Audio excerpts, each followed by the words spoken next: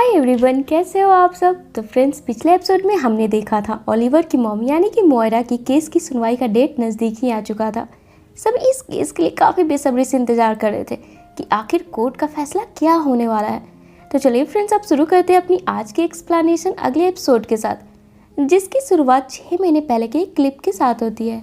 जिस दिन मोयरा ने लाइव टेलीकास्ट में आकर ग्लेड में होने वाले अर्थक्वेक में ये भी शामिल है ये सबको बता दिया था, जिसके बाद ही मोयरा को गिरफ्तार कर लिया गया था। उसी दिन भूकंप की वजह से आयरन हाइट जेल का कुछ दीवार भी टूट गया था, जिसका फायदा उठाते हुए काउंट नाम का साइको ड्रग डीलर, जिसे कि सीजन 1 में ओलिवर ने गिरफ्तार करवाया था, वो जेल से फरार हो जाता है, जहाँ पर जाते जाते इसने डॉल मेकर यानी कि उस पागल साइंटिस्ट को भी आज़ाद कर दिया था, जिसने कि कुछ दिन पहले ही लॉरेल की जान लेने की कोशिश करी थी। तब उस वक्त एरो के साथ मिलकर सारा ने उस पागल साइंटिस्ट की जान ले ली थी। खैर, अब इसी के साथ अब कहानी प्रेजेंट में आती है, जब मोयरा के केस के सिलसिले में ओलिवर, थिया और डिगल कोर्ट पहुंचते हैं, जहां पर डिगल की तबीयत खराब होने लगती है, जिसे देख ओलिवर डिगल को आराम करने के लिए इसे घर जाने बोलता है। पर डिगल फिलहाल घर जाने के बजाय फेलिसिटी के पास कुछ काम के सिलसिले में एरो हाइट पहुँचता है, जहाँ पर डिगल को अचानक से बहुत तेज फीवर लग जाती है और ये यहीं पर गिर जाता है। जिसके अगले सीन में अब हम व्यूअर्स काउंट को देख पाते हैं, जिससे कि मिलने एक सिटी का डॉक्टर आता है और काउंट को बताता है कि जैसा आपने कहा था, वर्टिगो ड्रग को हर मेडिकल कैंप पर भिजवा दिया गया है। बहुत लोगों को तो इसका इंजेक्शन भी पड़ गया होगा एंटी फ्लू के नाम पर, लेकिन आपने जितने पैसे दिए थे ना, मुझे लगता है मुझे और उससे ज़्यादा की ज़रूरत पड़ने वाली है। जिसे सुन यहाँ काउंट इस डॉक्टर को जान से मार देता है, ये बोलते हुए कि मुझे इस तरीके से बार्गेनिंग करना ना बिल्कुल पसंद नहीं है। वहीं इधर अब कोर्ट की भी कार्रवाई शुरू हो जाती है। कोर्ट में मोयरा की वही लाइव क्लिप चलाई जाती है, जिसमें कि इसने अपने गुनाह को कबूल करी थी।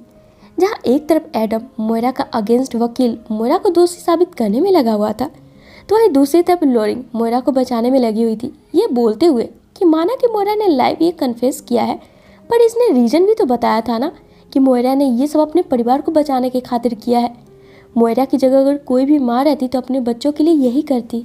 जिसे सुन अब यहाँ पर क्रॉस क्वेश्चन के लिए एडम थिया को बुलाता है और इससे पूछता है कि जब आपकी माँ को गिरफ्तार कर लिया गया था, उसके महज 5 महीनों बाद आप इनसे मिलने जेल गई थी, तो अगर आप इनकी बेटी होकर इन्हें माफ़ नहीं कर पाई थी इनके गुनाह के लिए, तो आखिर सरकार इन्हें माफ़ क्यों करे।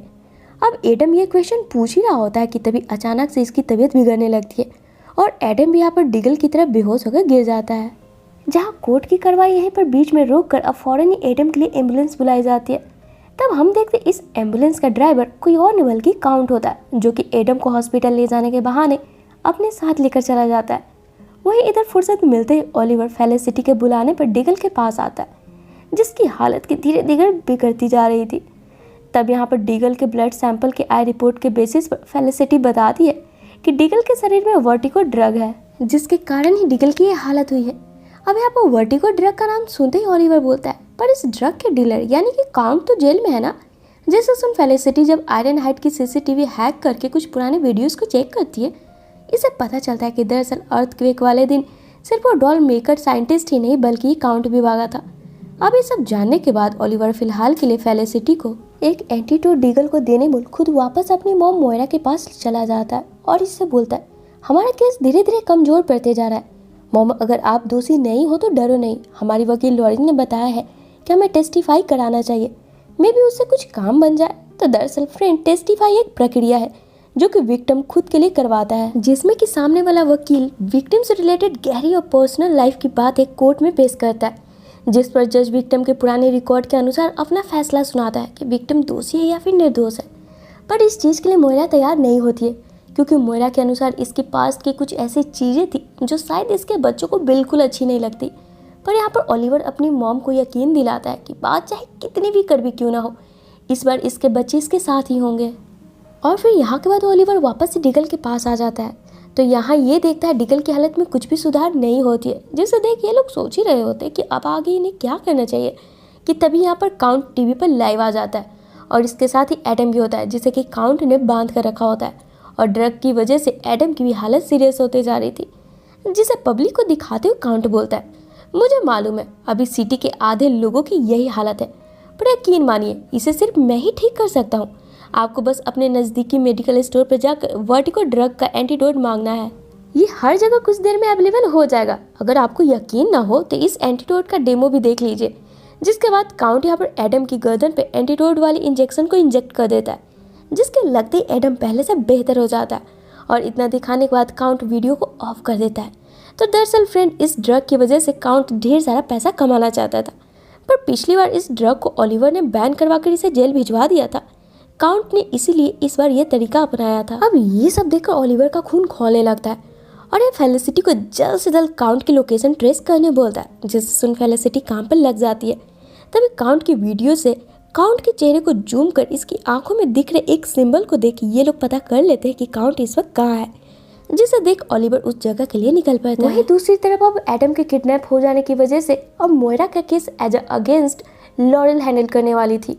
इसलिए ये एडम द्वारा बनाए टेस्टिफाई वाले क्वेश्चन जब चेक कर रही होती है, जहाँ पर लॉरेल की नज़र एक ऐसी बात पर पड़ती है जो कि शायद लॉरेल भी मोयरा की तरह ही ये नहीं चाहती थी कि वो बात पब्लिक हो।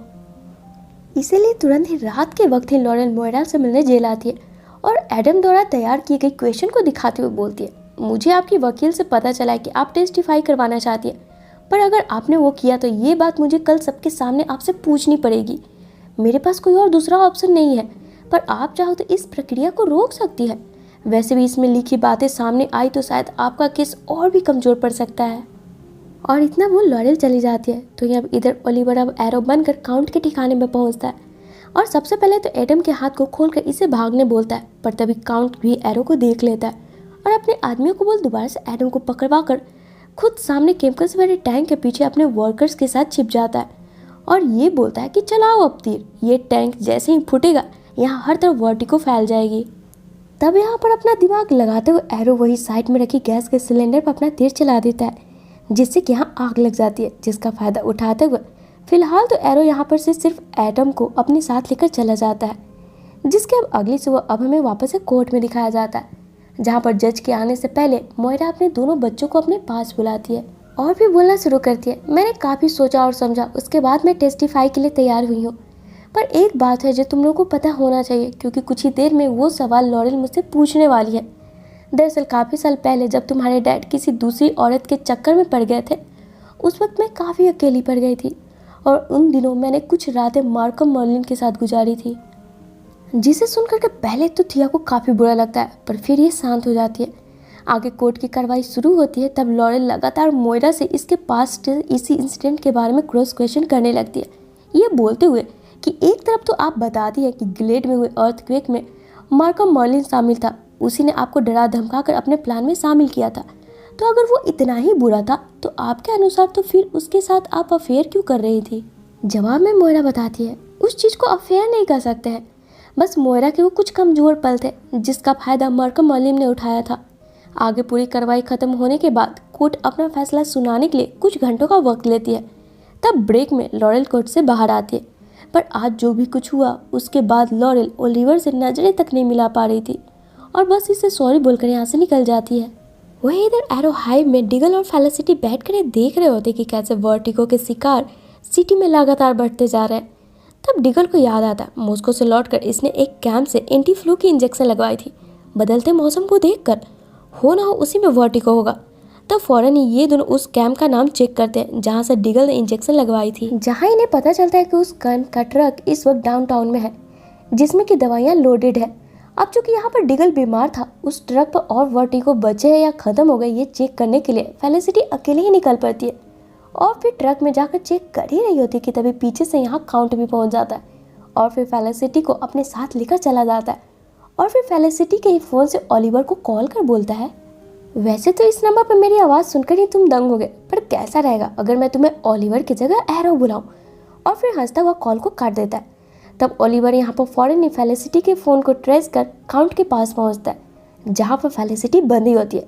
तब पहले तो ओलिवर छिपकर जब काउंट पर अटैक करने की कोशिश करता है, काउंट फेलिसिटी की गर्दन पर जहर की इंजेक्शन लगा देने की धमकी देते हुए ओलिवर को अपने सामने आकर अपना तीर नीचे करने को बोलता है। अब यहाँ पर फेलिसिटी के खातिर ओलिवर अपना तीर नीचे गिराकर सामने आता है। तब काउंट फेलिसिटी को छोड़ने के बजाय उल्टा फेलिसिटी के गर्दन पर जहरीली सुई चुभाने की जैसी कोशिश करता है। ओलिवर फट से अपना तीर उठाकर अब ना चाहते हुए भी काउंट पर लगातार 3 तीर चला देता है, जिससे कि काउंट सीधे खिड़की से नीचे गिरकर सड़क पर लगी एक कार पर गिर जाता है और वहीं पर मर जाता है। तब ओलिवर फेलिसिटी को सुरक्षित यहाँ से निकालकर फिर से जल्दबाजी में कोर्ट पहुंचता है, जहां पर अब सारे सबूतों के आधार पर मोयरा को निर्दोष करार देते हुए बेल मिल जाती है, जिसे सुनकर सभी खुश हो जाते हैं। तो इधर अब एंटीडोट लेने की वजह से डीगल की हालत में भी काफ़ी सुधार हो जाती है। साथ ही अब हमें एल्डर मैन को देख पाते हैं, जिसकी बातों से अब हमें पता चलता है कि दरअसल काउंट को इसी ने एरो को मारने भेजा था और साथ ही इस वर्टिगो वाले कांड में काउंट की मदद भी इसी ने करी थी। तभी इसका एक आदमी आकर इसे बताता है कि हमने जो खास इंजेक्शन कुछ लोगों को दिया था एक्सपेरिमेंट के लिए, उसमें से एक जिंदा बचा है, जिसे मिलने एल्डरमैन अपना मास्क पहनकर जाता है। तब यहाँ पर साइरस नाम का एक शख्स बताता है कि इस इंजेक्शन की वजह से इसे काफ़ी ताकतवर महसूस हो रहा है, जिसे सुनकर एल्डरमैन बोलता है तो तुम तैयार हो। अब यहाँ पर किस बारे में यहाँ बातचीत चल रही है फ्रेंड, हमें आगे आने वाले एपिसोड में मालूम पड़ने वाला है। और इसी के साथ अब हम व्यूअर्स को अब पास्ट की क्लिप दिखाई जाती है, जहाँ पर जब पिछले एपिसोड में डॉक्टर इवो को ओलिवर के दोस्तों के बारे में पता चल गया था, ये ओलिवर को लेकर आइलैंड पे जाता है, जहाँ पहले तो डॉक्टर इवो अपने आदमियों को बोलकर यहाँ गोलीबारी करवाता है ताकि ओलिवर के दोस्त मारे जाएं। पर संजोग से सैडो ओलिवर की आवाज़ को समझ गई थी और इसके पास खतरा आने वाला है, इसलिए सैडो और स्लेट दोनों ही छिप गए थे, जहाँ स्लेट की हालत बिगड़ती ही जा रही होती है, क्योंकि जिस दिन ओलिवर पकड़ा गया था वहीं पर बम के धमाके में स्लेट के शरीर का आधा हिस्सा भी जल गया था। इसके बावजूद भी स्लेट सैडो के साथ ओलिवर को बचाने निकल पड़ता है और फिर डॉक्टर इवो के आदमियों के सामने आकर ओलिवर को छोड़ने बोलता है, इन पर अटैक करते हुए। जवाब में डॉक्टर इवो इनसे ओलिवर के बदले एरो हेड, वही पत्थर वाली लॉकेट जो कि ओलिवर के कंकालों के गले में मिली थी, वही पत्थर मांगता है। जवाब में सैडो ऐसा शो करती है जैसे तो उसे इस बारे में कुछ पता ही नहीं है, जिसे सुन डॉक्टर इवो जैसे ओलिवर के हाथ को खोलता है, ओलिवर यहाँ से अपने साथ सारा को भी अपने साथ लेकर अपने दोस्तों के साथ डॉक्टर इवो के चंगुल से भाग निकलता है और फिर दूर जाकर सैडो एरो हेड को निकाल कर बोलती है, आखिर इस चीज़ में ऐसा क्या है। जवाब में सारा बताती है, इस पर मीरा किरुक तक पहुँचने का सारा डायरेक्शन कोडवर्ड में लिखा हुआ है। जिसे सुन ओलिवर बोलता है, अगर डॉक्टर इवो की बात सही है और मीरा किरुक सच में होती है तो हमें उसे ढूंढना होगा, स्लेट की जान शायद तब हम बचा पाएंगे। और इसी के साथ अब कहानी प्रेजेंट में आती है, जहाँ एपिसोड के आखिर में मोयरा जब सारे पेपर वर्क खत्म कर जेल से घर के लिए निकल रही होती है, इसका ड्राइवर इसे घर की जगह एक सुनसान जगह पर लाता है। और जब मोयरा ड्राइवर से गुस्साते हुए पूछती है कि आखिर ये सब चल क्या रहा है, पीछे से तीर मारकर ड्राइवर की हत्या कर दी जाती है। वो तीर मारने वाला और कोई नहीं फ्रेंड्स, बल्कि मार्कम मर्लिन होता है, जो कि जिंदा होता है, जिसे देखकर मोयरा दंग रह जाती है। जहाँ इनकी बातों से अब हम व्यूअर्स को ये पता चलता है कि दरअसल थिया क्वीन मार्कम मर्लिन की बेटी है। और इसी के साथ ये एपिसोड यहीं पे खत्म हो जाती है। तो फ्रेंड्स, इससे आगे आने वाले एपिसोड ना काफ़ी इंटरेस्टिंग होने वाले हैं, जिसे देखने के लिए ना आप हमारे साथ ये बने रहे। साथ ही वीडियो अगर पसंद आई हो तो इसे लाइक और शेयर करना बिल्कुल ना भूलें, और नेक्स्ट एपिसोड देखने के लिए कमेंट बॉक्स में नेक्स्ट लिखना बिल्कुल ना भूलें। तो चलिए फिर मिलते हैं अपने नेक्स्ट वीडियो में। Till then take care and bye bye.